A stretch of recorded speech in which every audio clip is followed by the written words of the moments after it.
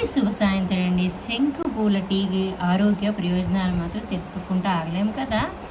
ఏం లేదు, ఇందులో ఏంటి రోగ నిరోధక శక్తిని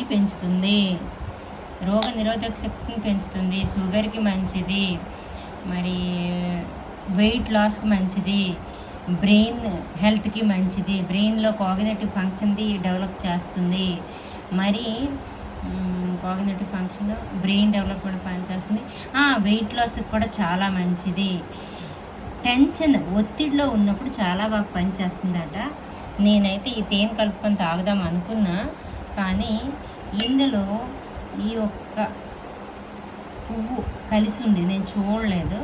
మరి అది విషంతో సమానంగా అని అంటారు, మరి ఎప్పుడు ట్రై చేయలేదు.